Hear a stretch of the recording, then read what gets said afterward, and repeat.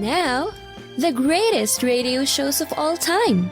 Suspense. The Shadow Node. Washington calling David Harding, counter-spy. Classic radio theater. The Great Gildersleeve. Fibber McGee and Molly. Dragnet. Gunsmoke. The Lone Ranger. Now, step back into our time machine with your host, Wyatt Cox. Good evening, friends of the Inner Sanctum. Ronald and Benita Coleman, Mr. and Mrs. Ronald Coleman, as they were referred to in many of these shows, in an episode of The Halls of Ivy from 72 years ago today, June 21st, 1950, the Bentheimers and the Census. And we thank you for tuning in. On this Tuesday, this is the 172nd day of the year, 193 days remaining until we get to 2023. Astronomically, this is the first day of summer and the longest day of the year. In 1788, the Constitution went into effect when New Hampshire became the ninth state to ratify it. In 1964, three civil rights workers, 21-year-old James E. Cheney, 21-year-old Andrew Goodman, and 24-year-old Michael Schwerner, disappeared in Philadelphia, Mississippi. It would not be until 2005, 41 years after the disappearance, Edgar Killian convicted of their murders. It was on this date in 1982, John Hinckley found not guilty by reason of insanity for the attempted murder of President Reagan. Courtroom was charged with emotion as Judge Parker began to read the verdict. Count number 1, not guilty by reason of insanity. A look of wonder came to the faces of John Hinckley's parents. That's the count charging him with attempting to kill the President of the United States. As Judge Parker continued to read, though, they turned, grabbed, and hugged each other, tears streaming down their faces.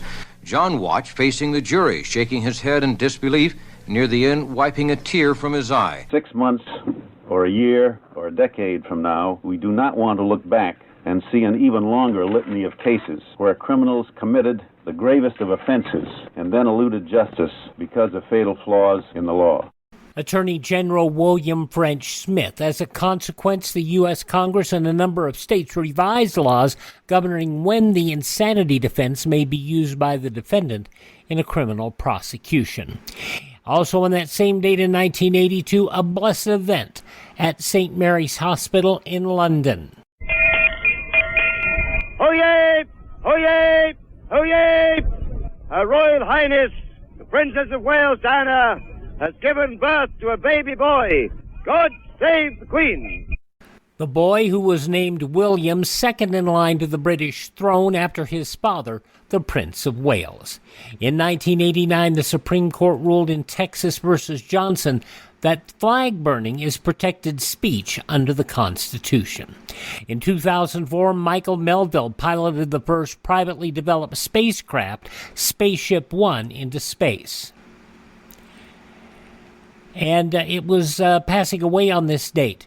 German conductor-composer Bert Kaempfert.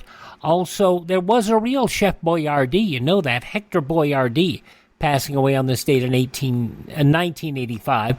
Singer June Christy, passing away on this date, as did Archie Bunker, Carol O'Connor. The birth dates on this date include cartoonist Al Hirschfeld, great cartoonist, the French philosopher-writer Jean-Paul Sartre, who was a Nobel Prize laureate but declined, also dancer-choreographer Gower Champion, actresses Judy Holliday, Jane Russell, Maureen Stapleton, and singer O.C. Smith, the man famous for singing about them little green apples. Composer Lalo Schifrin, 90 years old. Of course, you know him best from his original Mission Impossible theme. Dot, dot, dot, dot, dot, dot, dot, dot, dot. She did all these Polaroid commercials with James Garner. Mariette Hartley, 82 years old. And it turns out, the funny part is the Garners and the Hartleys had to wear a shirt saying, Mariette Hartley wore a shirt, "I'm not married to James Garner." Yeah, it was funny. People thought they were married. From Second City Television, Joe Flaherty, 81. The lead stars of Family Ties, Meredith Baxter and Michael Gross, both 75 years old today. I always thought that was interesting. Very rarely do TV shows have their stars born on the same day. It's really strange. That might explain why they had the good chemistry in the show. Guitarist Nils Lofgren is 71. Country's Kathy Mattea is 63. The Governor in The Walking Dead, David Morrissey, 58. Juliette Lewis, 49. Lois Lane on Smallville, Erica Durance is 44. From Parks and Recreation and Guardians of the Galaxy, Chris Pratt. Galaxy. What? Yes, Guardians of the Galaxy, Chris Pratt, 43 years old. Lana Del Rey, 37. And alleged singer Rebecca Black is 25. Those are some of the people celebrating the 21st day of June as their birthday. If this is your birthday, happy birthday to you. Happy birthday, happy birthday. Happy birthday to you.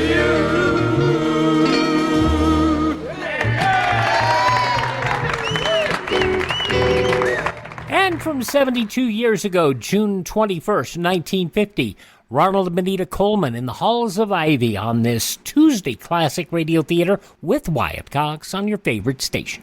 You ever make a change and then think, why didn't I do this years ago? Well, that's how people feel about switching to Medishare for their health care, especially now with inflation the way it is. People are very happy with the savings. Most families save about $500 a month when they switch.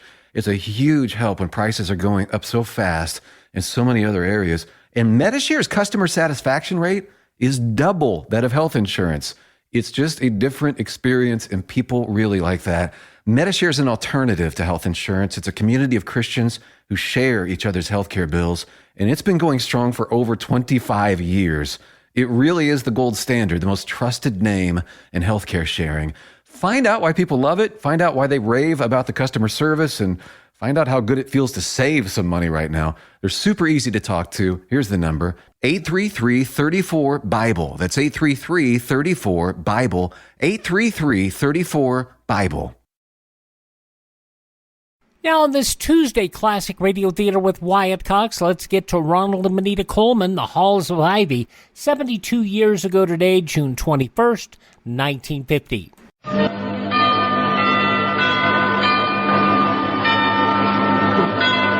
Ladies and gentlemen, the Joseph Schlitz Brewing Company of Milwaukee, Wisconsin presents The Halls of Ivy, starring Mr. and Mrs. Ronald Coleman.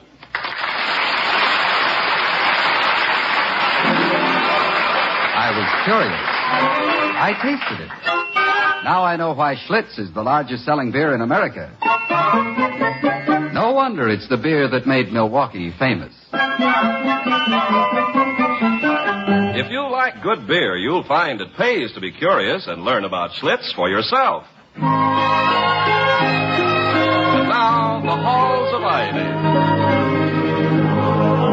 The halls of ivy that surround us here today, and we will not forget though we be far, far away.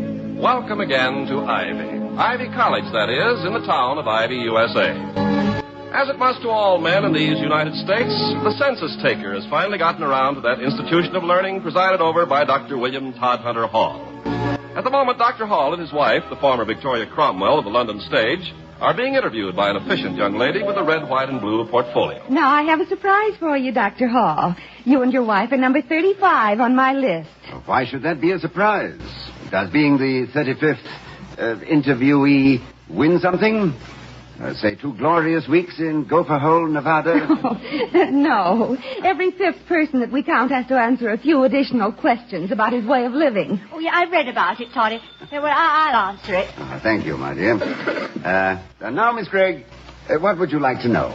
Well, some of them are rather personal questions, but all information is confidential, you understand. Oh, yes, of course. Yes, I realize that this information will be seen by only a few hundred people and will be about as confidential as a sunset. So let's get on with it. Then to begin with... excuse me. Yes, Vicky? It's the campus police. Officer Grogan? Yes. He wants to know if Mr. Wellman has got here. No, I'm not expecting him, Vicky.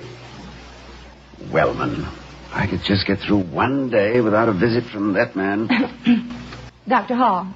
Oh, I'm sorry, Miss Gregg. Could you tell me how many times you've been married? Toddy! He says Wellman is supposed to be here now. It's about an arrest. Whose arrest? I'll find out. Dr. Hall, the number of marriages... Oh, yes, yes. And the number of years since the last wedding. To be sure, yes. Vicky, what did he say? Dr. Hall. Yes, your question. The answer is, yes. Oh, yes, 8 wives and 1 year. Heavenly days. Oh, they have been, I assure you. A child, perhaps? Oh, no, she was of age. Vicky! It's all right, Toddy. Officer Grogan said Mr. Wellman would explain everything to you. It sounded like something serious. With Mr. Wellman, everything is serious.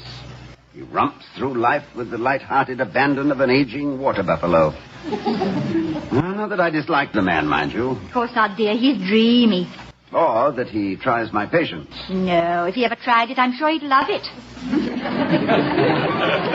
Or that he doesn't mean everything for the best. Surely, dear. I doubt if he'd ever strike a woman who was wearing glasses. Vicky, why do you always stick up for that fellow? Sorry, I'm sure. Oh, well, it's the front door. I'll get it. Dr. Hall, excuse me, but... Oh, Miss Gregg, I really must apologize. I completely forgot. I understand perfectly. Perhaps it would be better if I came back later. Well, if it wouldn't inconvenience you. Oh, no, not at all. If you'll be home around 2 o'clock... Excuse me, Miss Gregg. Here's Mr. Wellman, William. Dr. Hall? Mr. Wellman, come in. Miss Gregg, this is Mr. Wellman, head of our Board of Governors. How do you do? Miss Gregg, from your portfolio there, I assume you're the census taker? Yes. Am I right that the population of the town, exclusive of those living on campus here, is 19,911? Why, yes. That's our preliminary tally. Thank you. Certainly. Goodbye, everyone. Goodbye.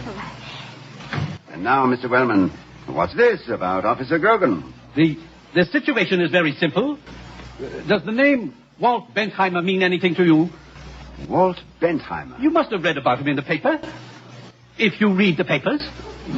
He had considerable notoriety about a month ago. Bentheimer, his wife, and 7 offspring. Oh, yes, the man with the 7 children who lives in a silver trailer.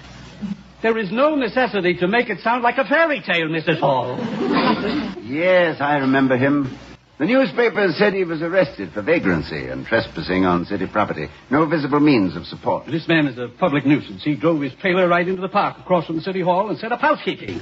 His children bathed in the public fountain, and his wife strung her washing between the statues of General Lee and General Grant. General Lee and General Grant. Well, that's one way of keeping the country strung together. The situation was far from humorous, Mrs. Hall. It created very bad publicity for this town throughout the entire state. I remember now. When Bentheimer was arrested, he criticized the police department, the jail accommodations, and the park commission. And all with some justice. He had added up his Bill of Rights and found an error in the total. Dr. Hall. Well, really, I don't see why all your excitement, Mr. Wellman. This all happened a month ago. You will see, Mrs. Hall, when I tell you that he is now dug in on our own campus. Here? At Ivy? Here, at Ivy. Not 15 minutes ago, Officer Grogan saw that blasted trailer parked right on our athletic field. And then, right before Grogan's eyes, Mother, Father, and all 7 of their brats streamed out of the trailer carrying soap and towels and disappeared into our gymnasium. Wellman, they're using our gym showers as a public bath? Yes, at this very moment. Well, bless their hearts. Rather serious, Vicky. Trespassing on private property, illegal use of the college gymnasium. Using public city property is one thing, but this... Dr. Hall, Bentheimer is a dangerous element. It's such as he that breeds social unrest, and a man like this shouldn't be at large. Well, what do you want? To have him arrested? It occurred to me that your husband might be able to use his talents for diplomacy. He has a clever mind, in his own sort of way. We thank you, Mr. Wellman. If you can persuade this fellow to move on, I mean, if you can handle this unpleasant matter without unpleasantness. These are orders from the board, Mr. Wellman? Dr. Hall, you will handle the situation as you see fit. I do not presume to instruct you. I suggest a course of action, as it were. I see. Yes, very clearly. You do? You do? Then, good day, Mrs. Hall. Doctor. Good day, Mr. Goodbye, Wellman. Mr. Wellman. Well, here we go again. You know, Vicky, a man who can upset Mr. Wellman has a strong claim on my admiration and sympathy. You apparently don't consider this Bentheimer particularly subversive. Oh, I'm prejudiced in favor of any group with a predisposition for frequent bathing. At anyone's expense. I can never understand why radicals mounted soapboxes for their oratorical exercises. Cleanliness and anarchy always seem such strange tub fellows. Anyway, we've got to meet this breeder of unrest, this one family's social upheaval. Well, it's a beautiful day. Yes, I think we'd enjoy a stroll across the campus. Yeah, like, say, to the gymnasium? Mm-hmm. Come on, Toddy, let's take a walk.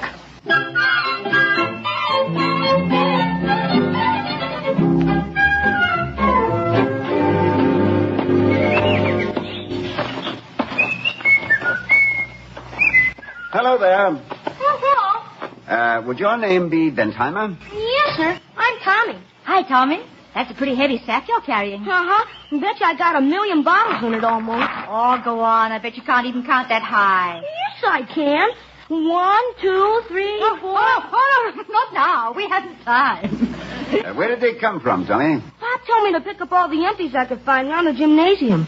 Some people don't care where they drop a hunk of glass, do they? No, I guess not. Where's your father? Inside, in the gym. Want me to call him for you? No, thanks. We'll find him.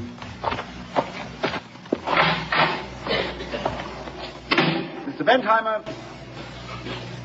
Mr. Bentheimer. Hello. My name is Hall, Dr. Hall. This is Mrs. Hall. Well, how do you do? Oh, glad to know you. Excuse me, but I got to sweep right where you're standing there. Oh, I'm sorry. Mr. Bentheimer, Dr. Hall is the president of Ivy College. See, that's nice. Just a minute, Doctor. Please, you're tracking my sweepings back onto the clean floor. Oh, I beg your pardon. That was clumsy of me. It's all right. We all make mistakes. Hey, Pop! I got all the bottles. Now what do I do? Well, you and Jimmy and Ted pick up all the papers blowing around the yard and tell Harry, Dave, and Frank to carry all this trash out to the incinerator. And if there are any kids left over, tell them to start washing the windows. Okay, Pop. Big deal. You said it, kid. Is he the youngest? I think so. He's not as familiar as the rest of them. Mr. Bentheimer, I don't understand why you're doing all this. Why, my kids are using your showers. Well, yes, but... Oh, we don't want to be a charity cases, believe me. Pay our way, one way or another. I see. I hate to say this, Doctor, but I don't think much of your janitors around here. My wife spent a half hour just cleaning the mirrors in the dressing rooms. Don't like to rap the help, but...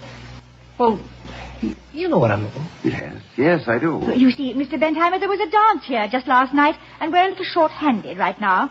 Well, nobody can make a mess like kids. I ought to know. But it's the same everywhere. I was cleaning up the city park last month. Never saw such a mess. Oh, was it your idea to clean up the park to pay for keeping your trailer there? Yeah, sure. Any guy that gets something for nothing has received nothing for something. Say, you mind moving again? I want to sweep that place behind you there. Oh, yes, surely, yes. By the way... You ought to buy some new brooms for your janitor, you know. No self-respecting witch would ride this thing even after dark. Yeah, I'll make a note of it. But and your scrub pails got holes in them, too. They have? You can't hold water in a leaky pail. Man's got to have the right tools. Mr. Bentheimer, your record would seem to indicate an aimless irresponsibility. But seeing you work, I think you might be the kind of rolling stone who suddenly surprises everybody by cornering the moss market. Now, what are your plans? Well, at the moment, Doctor, I'm sorry to say I'm on relief. I see. Just temporary, until we get a place. Don't figure relief is a disgrace until you start leaning on it. Then you've tried to get a job. In 48 out of 49 states. But I like it here. It's nice. It makes me feel at home. 7 kids, you know. Oh, I'd like to have some of them go to Ivy one day. That's certainly worth working for. Oh, yes, it is. Oh, I can pay my way, Doctor. You need help there. I can't take over arithmetic or any of them foreign languages for you, but I can certainly make this campus shine. No, we can't have you living on the athletic field, you know. Well, as long as I'm working, I'll sell my trailer and get a house. Mary and the kids need a house with a yard and some flowers, maybe. Things with roots to them. I understand. Of course, I've got to warn you right off. I'm kind of a jinx janitor. In what way? Well, for instance, the last janitoring I did was in an office. And the boss told me to polish the floors, so I did. And that ended it. The job ended? No, the boss did. Skidded on the floor and ended himself pretty bad. No more job. No more job. No more job. You might wonder how the Colemans, a pair of serious actors, got the role in comedy. The Halls of Ivy, even though it wasn't strictly comedy, it was very heartwarming, and there were some touching moments in the show, some savvy political commentary. Well, it was because that in Jack Benny's show, the Colemans portrayed Jack Benny's neighbors in Jack's radio show. They showed they had comedy chops there. That's what made it happen, the Halls of Ivy. June 21st, 1950. I'm Wyatt Cox. Thank you for tuning in to this episode of Classic Radio Theater with Wyatt Cox. We'll have a message here, or 2 or 12 from your favorite radio station, and then we'll have the news from 72 years ago today, so hang on. No offense, but are you a little fat when you look in the mirror? How would you like to learn the secrets to lose 3 to 5 pounds a week easily without joining the gym or going through any crazy diets? It's called Body Sculpt by Med Diet. For the last 2 decades, we've been helping people just like you that have pounds they want to shed. We've helped millions of people lose thousands and thousands of pounds over the years. And now it's your turn. Learn the secrets of how to lose weight with one simple phone call. You'll see an amazing difference in a matter of days. Don't believe us? We'll offer you a money-back guarantee. If you're ready to start losing weight right now, call right now to learn more about your risk-free order to Body Sculpt. Call for your risk-free offer. 800-738-5332. 800-738-5332. 800-738-5332. That's 800-738-5332. Are you in bad pain? You know what I mean. Your knees hurt. Your shoulder hurts. Your elbow and back are constantly killing you. And I'm sure you've tried every pain pill or cream available at the drugstore. Am I right? Well, here's something you haven't tried. Pain Magic. Pain Magic is not available at any drugstore. The only place you can get it is by calling the special toll-free number I'm about to give you. And to make things even better, call right now and find out about our buy one, get one free offer. We're so confident it'll work for you that we offer a free bottle with your purchase. No prescription required. Call now to learn how you can get Pain Magic and get rid of your pain. Remember, your results may vary. 800-492-8164. 800-492-8164. 800-492-8164. That's 800-492-8164.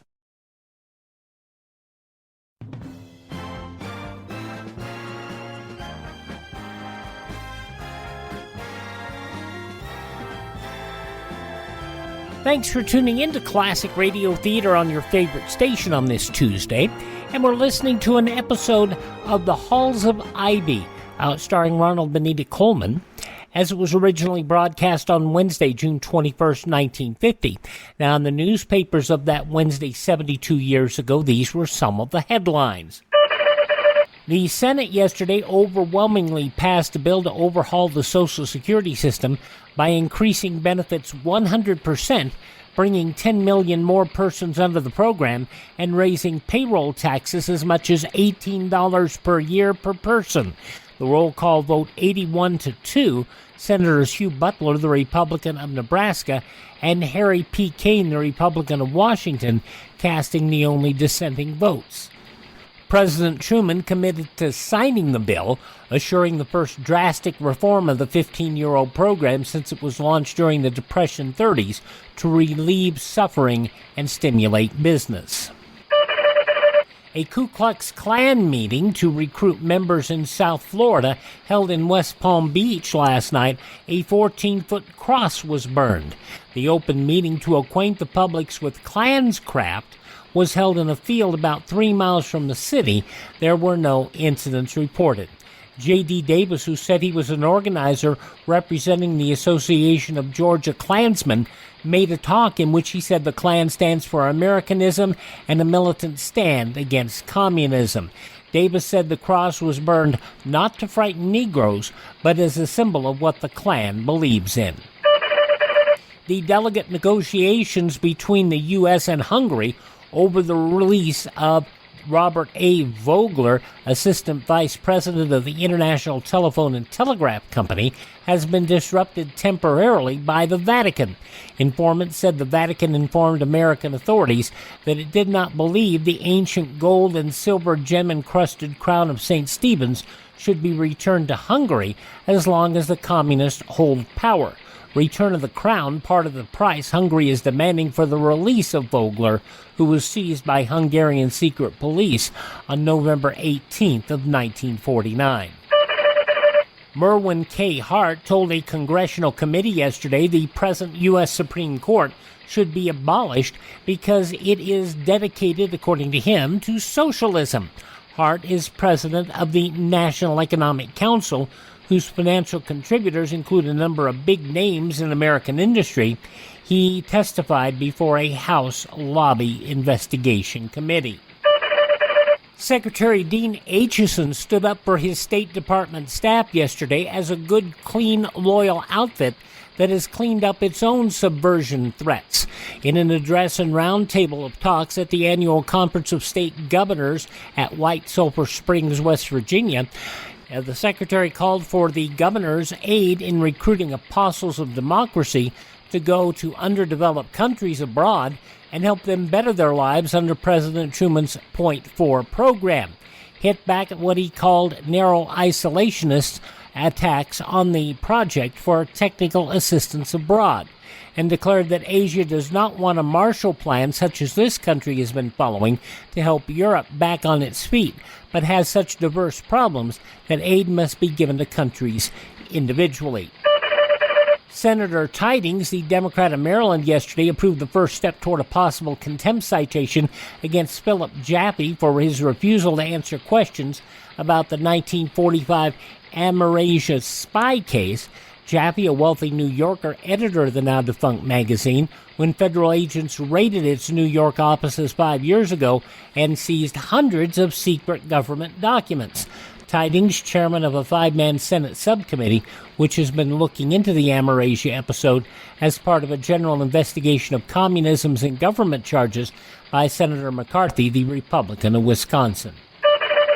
And police will put nickels in parking meters for visitors to Saranac Lake, New York, instead of giving them tickets when they park overtime. The Chamber of Commerce will keep the police supplied with nickels and with cards for automobile windshields reading "Welcome to Saranac Lake." While in our community you have overparked, and the Chamber of Commerce has instructed the police department to deposit 5 cents in the meter rather than give you a ticket. Again, may we say welcome, and please come back. Oh, and Mrs. Myrtle Cannon of Wakefield, Massachusetts, didn't mean to be taken literally when she posted a sign that said everything must go at her gift shop. She reported to police that a thief took $130 in cash from under a counter. Those some of the day's top news stories as reported in the newspapers of Wednesday, June 21st, 1950. On your radio, The Halls of Ivy, which continues now on Classic Radio Theater with Wyatt Cox. And then the place before that, I was hired to wash windows. So I did. Got them too clean. Some guy poked his head right through the glass. No more job? No more job. I guess I'm downright dangerous. Yes, in your case, cleanliness is next to catastrophe. But maybe here at Ivy, my luck might change. Let's hope so. Well, Mr. Bentheimer, I'll think about all this. I'll be talking to you again. Look, if you can wait a minute, I'll go get Mary. She'd love to meet you. We never met a college president. Oh, I'm afraid I haven't the time just now. Well, I'll go home and think this thing over. I know. And there'll only be one answer after you've thought it over. How can I get them Bentheimers out of here? Hey, and you're right, Doc. From your standpoint, anyhow. I guess it's up to me to move. Well, now, let's not be too hasty, Mr. Bentheimer. It's possible that it's my move instead of yours. Yes. My move, perhaps. You keep your queen where she is, and I'll see what can be done with a night or two. Yes. And if things work out the way they should, I think I might be able to give you a check. Mate?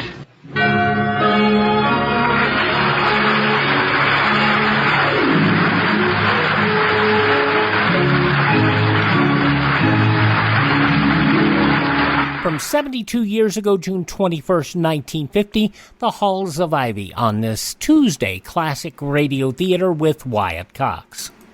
Are you suffering with arthritis or osteoporosis? Do you have diabetes? Did you know that these are just two of the hundreds of diseases that have seen improvement with Dr. Wallach's incredible longevity products? You can't get them at a health food store. The only way to get them is to call us at 800-214-0065. That's 800-214-0065. Do you have heart disease, fibromyalgia, or high blood pressure? Do you have a terrible time losing weight? Dr. Wallach can help. He was a veterinarian and cured diseases in animals. He felt that he could do the same for humans, so he became a physician. Over 50 years of research and helping people like you goes into every bottle of Dr. Wallach's amazing discoveries. Do you want to feel better? Learn how to treat the cause of your problem rather than covering up the symptoms with drugs. Call 800-214-0065. That's 800-214-0065. Wednesday on Classic Radio Theater, we go back 80 years, June 22nd, 1942. Don McLaughlin, Mandel Kramer in Counter Spy and the Case of the Border Invaders. Enemy spies are parachuting into America.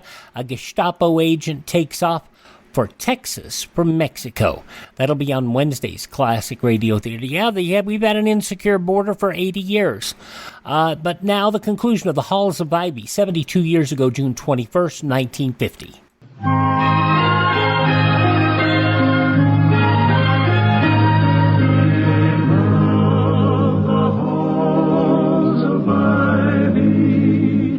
That surround us here today. Returning to the Halls of Ivy, we find Dr. Hall and his wife Victoria at home in their living room, but very much not at home in their predicament. Well, it comes right back to this, Vicky. Wellman expected me to eject the Bentheimers, their children, and their trailer from Ivy campus. I didn't do it. Why did I have to be so sympathetic? Because that's the way you are, darling. And why not? Remember, I fell in love with a certain college professor because he was so very sympathetic, so kind, and he wore his heart on his sleeve because it was too big for the inside of his chest. That, my dear, is a very pretty and, I must confess, a very flattering evasion of the problem. I don't think it is, Toddy. If you weren't naturally sympathetic, you'd make a poor president of a college. You have to be pretty level-headed to wear a flat hat as long as you have. Yeah, but the point is that emotion and logic seldom agree on a solution. When a spinster lady finds a burglar under her bed, her mind tells her to shriek for the police, while her instinct advises her to exploit certain strategic advantages. And who's evading now? Well, it was an interesting thought, wasn't it?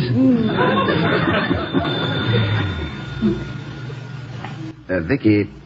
Yes, dear? We didn't hear the phone ring, did we? Well, Could be a wrong number, I hope. And it could be Mr. Wellman, who's a wrong number if ever I knew one. Strange how civilization weakens a man against all forms of communication. Primitive man, hearing a distant drum, could stuff bark in his ears and pretend he... Oh, well. Hello? Yes, Mr. Wellman, I was just going to call you about Mr. Bentheimers. Oh, no, she hasn't. I see. Yes, of course. Yes, I understand. No, not at all, Mr. Wellman. Goodbye. Well, He wasn't interested in the Bentheimers. He wasn't? Well, I thought Mr. Wellman was more single-minded. Well, he's positively flighty. He asked if the census taker had returned. He wants us to give her a message. Whatever about? Dinner and dancing? No, it seems that 3 of our professors have suddenly hired maids within the past hour. Has that got something to do with anything? Maids who will arrive this afternoon, imported from other towns, and who should be included in our census. Well, I should think the chairman of the Board of Governors had more important things to worry about. You remember this morning he asked Miss Gregg about the population of Ivy? Yes. Let's see. Wasn't it 19,000 and something? 19,911. Plus the 87 members of our faculty living on campus. What does that add up to? 19,000 plus 87? No, 19,911 plus 87. It's 2, 9, 8, 6, carry 1. 3 into 2 doesn't go. What's the matter? Can't you add? It's 19,998. Well, naturally. It's just 2 less than 20,000. Of course. It all fits together. Not to me. Now, consider this, my dear. Wellman is on the Town Planning Commission and the Realty Board. Yeah, I know. He's on everything that'll give him a chance to mess about in other people's affairs. Also, director of a local building company, and his son-in-law owns a very profitable highway construction firm. Well, I suppose this all means something. A great deal, Vicky. If the town of Ivy reaches an official population of 20,000, there will be a bigger federal loan to our city, and a larger share of the state gasoline tax money will be allocated for local highway construction. Oh, Todd, you know, I wouldn't be a bit surprised if Wellman didn't import those 3 new maids just to fatten our population. Oh, I'm positive he did. Really? I think this time we're going to be on Wellman's team. For once, we both want the same thing. Although not for the same reasons, perhaps. But while it's always a step in the wrong direction to join Wellman in any direction, this time his wrong reasons turn out to be the right results, only better. Well, I'm lost. Yes, and before I go down for the 3rd time, I'd better get started. I'll be back in an hour. Yeah, what about the census taker? Vicky, you'll have to stay here and wait for her. All right. She said she'd be back at 2 o'clock. Good. Now, will you ask her for a total count here on the campus and then phone Wellman? Invite him over here at 3 o'clock. I'm going back to see Bentheimer again.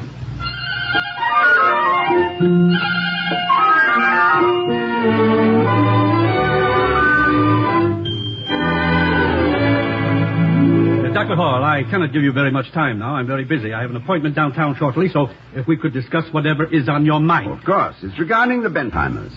I called on them, you know. I see. And what was the result? Well, the result was, Mr. Wellman, that I found them to be a very nice family. However, I agree that their trailer home is out of place on our athletic ground. I should hope so. This is a college, not a tourist camp. I've just come from a second talk with Mr. Bentheimer. He promises to be off the campus within an hour. Oh, Toddy, where they live? Just a minute, Vicky. Well, Doctor, I must congratulate you. I must admit that on occasion you handle matters with some, quite well. I presume that the fellow was stubborn and defiant, as his sort usually is. Oh, not at all. No, I told Mr. Bentheimer I could secure him a job in Cleveland. A friend of mine operates a factory there. He supplies his employees with individual cottages. He gives them nice little places with plenty of yard for the children. He even furnishes seeds for their flower gardens. Then that disposes of our problem. It does. Vicky, did you give the census taker Mr. Wellman's message about the 3 new maids on the campus? Yes, I did. She had already counted them. The total of everybody living on the campus is now 87. Only 87? No, it's 89. No, I'm afraid not, Mr. Wellman. You're forgetting that last month you dismissed 2 assistant professors. Oh, but only 87. Plus 19,911 in the town of Ivy makes... Just 2 persons short of 20,000. Oh, this is disastrous. Why, Mr. Wellman? You never thought they were very good professors anyway. The devil with the professors. It's the census. We've got to get 20,000 people in this town. Why? It's such a nice town. We don't want it overcrowded. No, 19,900 and something is such a nice number. Of course, I don't suppose it would be right to count the Bentheimer family. Now that they're moving away... What? The Bentheimers? Yes, it seems that our local census has forgotten Mr. and Mrs. Bentheimer and their 7 children. Oh, that's impossible. How could anybody forget such a splendid family of 9? 9! Why, that's enough to put us over the top. Yes, that's true, isn't it? That is, it would have been true. Oh, but we've got to count them. This is crucial. Where's that census taker? Oh, dear, she's already left the campus. Yes, and the Bentheimers will be on the highway to Cleveland in a few minutes. We've got to stop them. May I make a suggestion? Yes, anything. We can't let them... yes. Yes? Now, the college could use another janitor. Perhaps if we offered Mr. Bentheimer... Oh, yes, he's got to stay. Hire him. Very well. And as an evidence of our good faith, I feel that we should give him an employment contract. For a janitor's job? A 2-year contract. He doesn't want to be fired as soon as the census is taken. Go ahead. Sign him up. Give him a contract. Buy him an automobile. Send him flowers, music, dancing girls.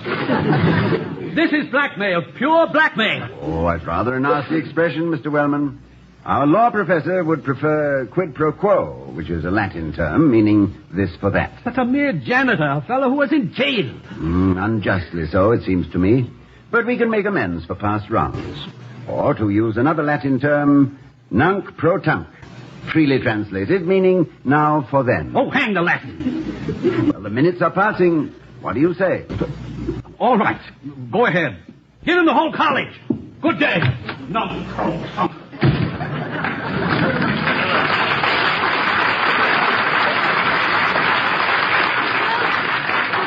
Cardiff. Yes, my dear? I would like to have a little talk with you about the census. What about it, darling? Miss Gregg took down some rather startling vital statistics about you. She did? Yeah, according to what you told her, you have had 8 wives. 8 wives? And your last wedding took place just 1 year ago. Oh, good heavens. I thought I told her I had 1 wife, and we'd been married 8 years. I just can't understand. Well, I can, dear. At times you can be so dreadfully absent-minded, and this was one of them. For a moment, you just took leave of your senses. Oh, Dick. It was pretty horrible, wasn't it? Shameful. Oh. But I forgive you, which is more, I'm afraid, than Mr. Wellman will do for either of us. Or for the man with 7 children who lived in a silver trailer. That does sound like the title for a fairy tale, doesn't it? One that has come true, my dear. And like all good fairy tales, this one ends as it should. And they all lived happily ever after.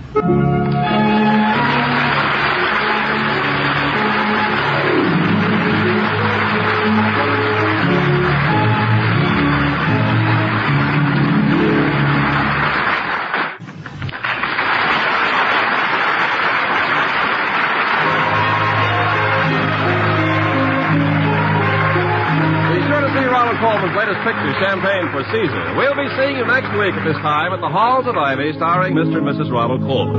Our other players were Herb Butterfield, Bob Sweeney, Virginia Gregg, and Jeffrey Silver. Tonight's script was written by Leonard St. Clair and Don Quinn. Music was composed and conducted by Henry Russell. The Halls of Ivy was created by Don Quinn, directed by Nat Wolf, and presented by the Joseph Schlitz Brewing Company of Milwaukee, Wisconsin. Ken Carpenter speaking.